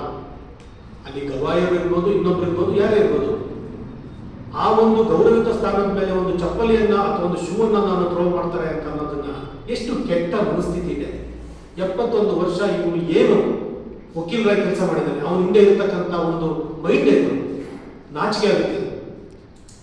ಇಂಥ ಬೃಹತ್ತಾದ ಸಂವಿಧಾನದಲ್ಲಿ ಇರ್ತಕ್ಕಂಥ ಈ ಸಂವಿಧಾನದಲ್ಲಿ ಆಡಳಿತ ಮಾಡ್ತಕ್ಕಂಥ, ಯಾಕೆಂದ್ರೆ ದೇಶದಲ್ಲಿ ಇರ್ತಕ್ಕಂಥದ್ದು 3 ಅಂಗಗಳಲ್ಲಿ ತುಂಬಾ ಪವರ್ಫುಲ್ ಆಗಿರ್ತಕ್ಕಂಥ ಅಂಗ ಜನಗಳು. ಈ ಅಂಗದಲ್ಲಿ ಈ ನ್ಯಾಯಾಂಗದಲ್ಲಿ ನಮ್ಗೆ ಏನಾದ್ರು ನ್ಯಾಯ ಸಿಗುತ್ತೆ ಅಂತ ಒಂದು ನ್ಯಾಯಾಂಗದ ವ್ಯವಸ್ಥೆ ಮೇಲೆ ಇವರು ಅದನ್ನ ಒಂದು ಕೃತ್ಯವನ್ನು ಮಾಡಿದ್ದಾರೆ ಅಂದ್ರೆ ಅದು ಅಷ್ಟೇ ದುರಂತ ಏನಂದ್ರೆ ಅವರನ್ನ ಯಾವುದೇ ರೀತಿಯಾದ ಬಂಧನವನ್ನು ಮಾಡಿಲ್ಲ ಕೇಂದ್ರ ಸರ್ಕಾರ. ಅದು ದೊಡ್ಡ ಅವಮಾನ ಆಗ್ತದೆ. ಗೃಹ ಇಲಾಖೆ, ಕೇಂದ್ರದ ಗೃಹ ಇಲಾಖೆ ಏನ್ ಮಾಡ್ತಾ ಇದೆ ಹಾಗಾದ್ರೆ? ಯಾಕೆ ಒಬ್ಬ ದಲಿತನ ಕಾರಣಕ್ಕಾಗಿ ಶೂ ಹೆಸರಲ್ಲೂ ಸಹ ಅವ್ರಿಗೆ ಯಾವುದೇ ರೀತಿ ಬಂಧನ ಆಗಿಲ್ಲ. ಓಪನ್ ಆಗಿ ಸ್ಟೇಟ್ಮೆಂಟ್ ಕೊಡ್ತಾರೆ, ನನ್ಗೇನೋ ನಶೆ ಇತ್ತು, ಹಾಗೆ ಇತ್ತು. ನೀನು ಹುಚ್ಚಿಡ್ದಿಲ್ವಲ್ಲ ಅವರಿಗೆ? ಬಹಳ ದುರಂತ. ಇದನ್ನ ಪ್ರತಿಯೊಬ್ಬ ನಾಗರಿಕರು ಸಹ ಖಂಡಿಸಬೇಕು. ಯಾಕೆಂದ್ರೆ ಈ ದೇಶದ ಸಂವಿಧಾನ 99% ಈ ದೇಶದ ಸಂವಿಧಾನ ಈ ದೇಶದಲ್ಲಿರ್ತಕ್ಕಂಥ ಪ್ರಾಣಿಗಳಿಗೆ, ಪಕ್ಷಿಗಳಿಗೆ, ಮರಗಳಿಗೆ ಮನುಷ್ಯರಿಗೆಲ್ಲ ಮರಗಳಿಗೂ ಸಹ ನಮ್ಗೆ ಇಷ್ಟ ಬಂದಂಗೆ ಮರಗಳನ್ನ ಕಡಿಯಂಗಿಲ್ಲ, ಇಷ್ಟ ಬಂದ ಪ್ರಾಣಿಗಳನ್ನ ಕೊಲ್ಲಂಗಿಲ್ಲ ಅಂತ ಪ್ರೊಟೆಕ್ಷನ್ ಕೊಟ್ಟಿದೆ. ಪ್ರಗತಿಪರ ಚಿಂತಕ ನೆರವಂಡ ಉಮೇಶ್ ಮಾತನಾಡಿ, ನ್ಯಾಯಮೂರ್ತಿಗಳ ವಿರುದ್ಧ ನಡೆದಿರುವ ಈ ಪ್ರಕರಣ ಸಂವಿಧಾನಕ್ಕೆ ವಿರುದ್ಧವಾಗಿ ನಡೆದುಕೊಳ್ಳುವ ಚಿಂತನೆಯನ್ನ ಮೂಡಿಸ್ತಾ ಇದೆ ಎಂದು ಆತಂಕ ವ್ಯಕ್ತಪಡಿಸಿದರು. ಕಚೇರಿ ಮುಂಭಾಗದಲ್ಲಿ ನಾವು ಪ್ರತಿಭಟನೆಯನ್ನು ಮಾಡಿ ಅಲ್ಲಿ ಅವರಿಗೆ ಮನವಿಯನ್ನು ಕೊಡ್ತೇವೆ. ಇದಕ್ಕೂ ಕೂಡ ತಾವು ಯಾಕಂತ ಹೇಳಿದ್ರೆ ಭಾರತೀಯ ನಾಗರಿಕ ನಾವುಗಳು ಇವನ್ನ ಖಂಡಿಸಬೇಕಾಗುತ್ತೆ. ಹಾಗಾಗಿ ತಮ್ಮ ಸಹಕಾರ ಕೂಡ ಅಗತ್ಯ ಅಂತ ಹೇಳ್ತಾ ಬೇರೆ ಏನಿಲ್ಲ. ಯಾಕಂತ ಹೇಳಿದ್ರೆ ಇದು ಎಲ್ಲರಿಗೂ ಗೊತ್ತಿರುವಂತದ್ದು. ಈ ಒಂದು ಸಂದರ್ಭದಲ್ಲಿ ಆತ ಸನಾತನ ಧರ್ಮಿ ಅಂತ ಹೇಳ್ಕೊಂಡು ಸನಾತನ ಧರ್ಮಕ್ಕೆ ಅವಮಾನ ಮಾಡಿದ್ದು ಖಂಡಿತವಾಗಿ ಕೂಡ ನಾವೆಲ್ಲ ಖಂಡಿಸಲೇಬೇಕಾಗುತ್ತೆ. ಇದು ಒಂದು ಪತ್ರಿಕಾಗೋಷ್ಠಿ ಬರೀ ದಲಿತ ಸಂಘಟನೆ ಅಥವಾ ಪ್ರಗತಿಪರ ಚಿಂತಕರು ಅಂತಲ್ಲ, ಈ ದೇಶದ ಪ್ರತಿಯೊಬ್ಬ ವ್ಯಕ್ತಿಯೂ ಕೂಡ ಖಂಡಿಸಿದ ಈ ಒಂದು ಪ್ರತಿಭಟನೆ ನಾವು ಇಲ್ಲಿ ಮಾಡ್ತಾ ಇರುವಂತದ್ದು ಕೆಲವೇ ಸೇರಿದ್ರು ಕೂಡ, ಆದರೆ ಪ್ರತಿಯೊಬ್ಬರ ಧ್ವನಿಯಾಗಿ ನಾವು ಇರ್ತೇವೆ ಅಂತ ಹೇಳುವಂತ ಒಂದು ಸೂಚನೆಯನ್ನು ತಮಗೆ ಕೊಡಲಿಕ್ಕೆ ಒಂದು ಪತ್ರಿಕಾಗೋಷ್ಠಿ ತಂದಿದೆ. ಗೋಷ್ಠಿಯಲ್ಲಿ ದಲಿತ ಸಂಘರ್ಷ ಸಮಿತಿಯ ಜಿಲ್ಲಾ ಸಂಚಾಲಕ ಎಚ್ಎಲ್ ದಿವಾಕರ್, ಪರಿಶಿಷ್ಟ ಜಾತಿ ಘಟಕ ನೌಕರರ ಸಂಘದ ಗೌರವಾಧ್ಯಕ್ಷ ವಿನಯ್ ಹಾಗೂ ಪ್ರಗತಿಪರ ಚಿಂತಕ ಇಸಾಕ್ ಖಾನ್ ಪಾಲ್ಗೊಂಡಿದ್ದರು. ಜಿಲ್ಲಾಡಳಿತ, ಜಿಲ್ಲಾ ಪಂಚಾಯತ್, ಮಹಿಳೆಯರ ಮತ್ತು ಮಕ್ಕಳ ಅಭಿವೃದ್ಧಿ ಇಲಾಖೆ, ಜಿಲ್ಲಾ ಕಾನೂನು ಸೇವೆಗಳ ಪ್ರಾಧಿಕಾರ, ಹಿರಿಯ ನಾಗರಿಕರ ಸ್ವಯಂ ಸೇವಾ ಸಂಸ್ಥೆಗಳು ಹಾಗೂ ವಿಕಲಚೇತನರು ಹಾಗೂ ಹಿರಿಯ ನಾಗರಿಕರ ಸಬಲೀಕರಣ ಇಲಾಖೆಯ ವತಿಯಿಂದ ಹಿರಿಯ ನಾಗರಿಕರು ತಮ್ಮ ಆಶೋತ್ತರಗಳು, ಯೋಗಕ್ಷೇಮ ಮತ್ತು ಹಕ್ಕುಗಳನ್ನು ಸ್ಥಳೀಯ ಮತ್ತು ಜಾಗತಿಕ ಮಟ್ಟಕ್ಕೆ ಕೊಂಡೊಯ್ಯಬಲ್ಲ ಸಶಕ್ತರು ಎಂಬ ಘೋಷವಾಕ್ಯದೊಂದಿಗೆ ನಗರದ ಶಿಶು ಕಲ್ಯಾಣ ಸಂಸ್ಥೆಯಲ್ಲಿ ವಿಶ್ವ ಹಿರಿಯ ನಾಗರಿಕರ ದಿನಾಚರಣೆ ಗುರುವಾರ ನಡೆಯಿತು. ಮಹಿಳಾ ಮತ್ತು ಮಕ್ಕಳ ಅಭಿವೃದ್ಧಿ ಇಲಾಖೆ ಉಪನಿರ್ದೇಶಕರು ಅಧ್ಯಕ್ಷತೆ ವಹಿಸಿದ್ರು. ಉಪವಿಭಾಗಾಧಿಕಾರಿ ನಿತಿನ್ ಚಕ್ಕಿ ಅವರು ಕಾರ್ಯಕ್ರಮ ಉದ್ಘಾಟಿಸಿ, ಹಿರಿಯ ನಾಗರಿಕರು ಸಮಾಜದ ಆಸ್ತಿ. ಇವರು ಪ್ರತಿಯೊಂದು ಕ್ಷೇತ್ರದಲ್ಲಿ ಮಾಡಿರುವಂತಹ ಸಾಧನೆಗಳು ಮಾದರಿಯಾಗಿವೆ. ಹಿರಿಯ ನಾಗರಿಕರ ಅನುಭವ ನಮಗೆ ದಾರಿದೀಪ ಎಂದರು. ಹಿರಿಯ ನಾಗರಿಕರು ದೇಶದ ಸಂಪತ್ತು. ಇವರಿಗಾಗಿ ಸರ್ಕಾರ 10 ಹಲವು ಯೋಜನೆಗಳನ್ನು ಹಮ್ಮಿಕೊಂಡಿದ್ದು, ಹಿರಿಯ ನಾಗರಿಕರ ಪಾಲನೆ, ಪೋಷಣೆ, ಸಂರಕ್ಷಣೆ ಕಾಯ್ದೆ 2018 ಜಾರಿಗೊಳಿಸಿದ್ದು, ಇದರ ಸದುಪಯೋಗವನ್ನು ಪಡೆದುಕೊಳ್ಳುವಂತೆ ಹಿರಿಯರಿಗೆ ಮನವಿ ಮಾಡಿದರು. ನಾವು ಯಾವುದೇ ಕಾರ್ಯಕ್ರಮವನ್ನು ಆಚರಿಸಬೇಕಾದ್ರೂ ಕೂಡ ನಾವು ಆ ಕಾರ್ಯಕ್ರಮದ ಉದ್ದೇಶ ಏನು, ಅದರ ಮಹತ್ವವೇನು ಅಂತ ತಿಳ್ಕೊಳ್ಬೇಕಾಗ್ತದೆ. ಇದೇನು ಅಂತಂದ್ರೆ, ಈ ದಿನ ನಾವು ನಮ್ಮ ಹಿರಿಯ ನಾಗರಿಕರನ್ನ ಅವರು ನಮಗೆ ಕೊಟ್ಟಿರುವಂಥ ಕೊಡುಗೆಗಳು, ಅನುಭವ ಇರ್ಬೋದು, ಇವನ್ನೆಲ್ಲವನ್ನೂ ಕೂಡ ನಾವು ನೆನಪಿಸ್ಕೊಳ್ಬೇಕು. ಅವರಿಗೆ ಪ್ರಶಂಸನೆ ಮಾಡಬೇಕು ನಾವು ಅವರಿಗೆ, ಮತ್ತು ಪ್ರೋತ್ಸಾಹ ಕೊಡಬೇಕಾಗ್ತದೆ ಅವರಿಗೆ. ಇದಲ್ಲದೆ ನಾವು ಈ ಕಾರ್ಯಕ್ರಮನ ಕೇವಲ ಒಂದು ದಿನ, ನಾವು ವರ್ಷಕ್ಕೆ ಒಂದು ದಿನ ಆಚರಿಸ್ಬಿಟ್ಟು ನಾವೊಂದು ಸೆಲ್ಫಿ ತಗೊಂಡು ಒಂದು ವಾಟ್ಸಪ್ಪಲ್ಲಿ ಒಂದು ಮೀಡಿಯಾದಲ್ಲಿ ಬಿಟ್ಬಿಟ್ರೆ ಆಗೋದಿಲ್ಲ. ಯಾವಾಗಲೂ ಕೂಡ ನಾವು ಅವ್ರನ್ನ ಆಗೋಷ್ಟು ಅವರಿಗೆ ಯಾವ ತೊಂದರೆ ಇದ್ದಂಗೆ ಅವ್ರನ್ನ ನಡೆಸ್ಕೊಳ್ಬೇಕಾಗ್ತದೆ ನಾವು. ಇದನ್ನ ಮೊದಲೇ ನಮ್ಮ ಮೇಡಮ್ ಹೇಳಿದಾಗೆ 1988ರಲ್ಲಿ ಮೊದಲು ರೊನಾಲ್ಡ್ ರೇಗನ್ ಮಾಜಿ ರಾಷ್ಟ್ರಾಧ್ಯಕ್ಷರು ಅಮೆರಿಕದವರು ಈ ಕಾರ್ಯಕ್ರಮ ಮಾಡಬೇಕು, ಹಿರಿಯ ನಾಗರಿಕರಿಗೆ ಅವರ ಸೇವೆ ಸಲ್ಲಿಸೋದ್ರ ಬಗ್ಗೆ ಪ್ರಶಂಸೆಯನ್ನು ಕೊಡಬೇಕು, ನೆನಪಿಸ್ಕೊಳ್ಬೇಕು ಅಂತ ಮಾಡಬೇಕು ಅಂತ ಯೋಚನೆ ಮಾಡಿದ್ರು. ನಂತರ 1990ರಲ್ಲಿ ಇದರ ಬಗ್ಗೆ ಸಹಿ ಆಯಿತು. ಈ ಕಾರ್ಯಕ್ರಮ ಆಚರಿಸಬೇಕು, ವರ್ಷಕ್ಕೆ ಒಂದ್ಸಲ ಆದರೂ ದಿನಾಚರಣೆ ಆಚರಿಸಬೇಕು ಅಂತ. ನಮಗೆ ಭಾರ ಅನ್ನೋದೇ ನಮಗೆ ಆಸ್ತಿ, ಒಂದು ಆಸ್ತಿ ಅಂತ ತಿಳ್ಕೊಳ್ಬೇಕು. ಅವ್ರಿಗೆ ಗೌರವ ಕೊಡಬೇಕು. ಈ ಕಾರಣಕ್ಕೋಸ್ಕರ ಕೇವಲ ವರ್ಷಕ್ಕೆ ಒಂದು ಸಲ ಈ ರೀತಿ ನಾವು ಆಚರಣೆ ಮಾಡಿದ್ರೆ ಅದರಿಂದ ಏನು ಕೂಡ ಪ್ರಯೋಜನ ಆಗೋದಿಲ್ಲ. ಅದರ ಬದಲಾಗಿ ನಾವು ಆಗೋಷ್ಟು ಅವರಿಗೆ ಗೌರವ ಕೊಡೋಣ. ನಮ್ಮಿಂದ ಆಗೋಷ್ಟು ಅಳಿಲು ಸೇವೆಯನ್ನು ಸಲ್ಲಿಸಿ ಈ ದಿನಾಚರಣೆಗೆ ಒಂದು ಗೌರವಕ್ಕೆ ನಾವು ಮಾಡ್ಕೊಳ್ಳೋಣ. ಅಧ್ಯಕ್ಷತೆ ವಹಿಸಿದ್ದ ಉಪನಿರ್ದೇಶಕರಾದ ಪ್ರಸನ್ನ ಕುಮಾರ್ ಅವರು ಹಿರಿಯ ನಾಗರಿಕರಿಗಾಗಿ ಜಿಲ್ಲೆಯಲ್ಲಿ ಹಗಲು ಯೋಗಕ್ಷೇಮ ಕೇಂದ್ರ, ಹಿರಿಯ ನಾಗರಿಕರ ಸಹಾಯವಾಣಿ ಕೇಂದ್ರ ಹಾಗೂ ವೃದ್ಧಾಶ್ರಮಗಳು ಇದ್ದು, ಇವುಗಳ ಸದುಪಯೋಗ ಪಡೆದುಕೊಂಡು ಹಿರಿಯ ನಾಗರಿಕರು ತಮಗೆ ಸರ್ಕಾರದಿಂದ ದೊರೆಯುವ ಉಚಿತ ಬಸ್ ಪಾಸ್, ಆರೋಗ್ಯ ಸೇವೆ, ಪಿಂಚಣಿ, ಇತರೆ ಸೇವೆ ಪಡೆದುಕೊಳ್ಳಲು ಇಲಾಖೆಯಿಂದ ಸಂಪರ್ಕಿಸುವಂತೆ ತಿಳಿಸಿದರು. ಜಿಲ್ಲಾ ಅಂಗವಿಕಲ ಕಲ್ಯಾಣಾಧಿಕಾರಿ ವಿಮಲಾ ಅವರು ವಿಶ್ವ ಹಿರಿಯ ನಾಗರಿಕರ ದಿನಾಚರಣೆ ಕುರಿತು ಪ್ರಾಸ್ತಾವಿಕವಾಗಿ ಮಾತನಾಡಿದರು. ನಾಗರಿಕರ ದಿನಾಚರಣೆಯನ್ನು ಮಾಡುತ್ತೇವೆ. ಎಲ್ಲರಿಗೂ ನಮಸ್ಕಾರಗಳು. ಇಂದು ನಾವು ಇಲ್ಲಿ ಸೇರಿರುವುದು ಹಿರಿಯ ನಾಗರಿಕರ ದಿನಾಚರಣೆಯನ್ನು ಆಚರಿಸುತ್ತಿದ್ದೇವೆ. ಈ ದಿನವು ನಮ್ಮ ಸಮಾಜದ ಹಿರಿಯ ಗೌರವಕ್ಕೆ, ಅವರ ಅನುಭವಕ್ಕೆ ಮತ್ತು ಅವರ ಸೇವೆಗಳಿಗೆ ಕೃತಜ್ಞತೆ ಸಲ್ಲಿಸುತ್ತಿರುವ ಒಂದು ದಿನವಾಗಿದೆ. ಅವರು ತಮ್ಮ ಜೀವನದ ಅನುಭವದ ಮೂಲಕ ನಮ್ಮ ಸಂಸ್ಕೃತಿ ಮೌಲ್ಯಗಳು ಹಾಗೂ ಪರಂಪರೆಯನ್ನು ಮುಂದಿನ ಪೀಳಿಗೆಗೆ ನೀಡುತ್ತಾರೆ. ಕೊಡಗು ಜಿಲ್ಲೆಯು ತನ್ನ ಸಂಸ್ಕೃತಿಯ ಗೌರವದಿಂದ ಪ್ರಸಿದ್ಧಿ ಪಡೆದಿದ್ದು, ಇಲ್ಲಿ ಹಿರಿಯ ಪ್ರೀತಿ ಮತ್ತು ಗೌರವ ನಮ್ಮ ನಿತ್ಯದ ಜೀವನವು ಭಾಗವಾಗಿದೆ. 2007ರಲ್ಲಿ ಪೋಷಕರು ಮತ್ತು ಹಿರಿಯ ನಾಗರಿಕರ ನಿರ್ವಹಣಾ ಕಾಯ್ದೆ ಅಂತ ಹೇಳಿ 2007ರಲ್ಲಿ ಬಂದಿದೆ. ಅದರಲ್ಲಿ ಸೆಕ್ಷನ್ 9ರಲ್ಲಿ ಏನು ಹೇಳುತ್ತೆ ಅಂದರೆ, ಯಾರಾದರೂ ಮಕ್ಕಳು ಅವರ ಮಕ್ಕಳಾಗಿರಲಿ ಅಥವಾ ಅವರ ಮಕ್ಕಳು ಸೊಸೆ ಆಗಿರಲಿ ಮೊಮ್ಮಕ್ಕಳಾಗಿರಲಿ ಯಾವುದು ಹಿರಿಯರನ್ನ ನೋಡ್ಕೊಳ್ತಾ ಇಲ್ವೋ ಅಂಥವ್ರಿಗೆ ಆಗಿ ಕಠಿಣ ಶಿಕ್ಷೆ ಹಾಗೂ ಕಠಿಣ ರೀತಿಯ ಕಾನೂನು ಕ್ರಮಗಳನ್ನ ಈ ಕಾಯ್ದೆ ಹೇಳ್ತಾ ಇದೆ.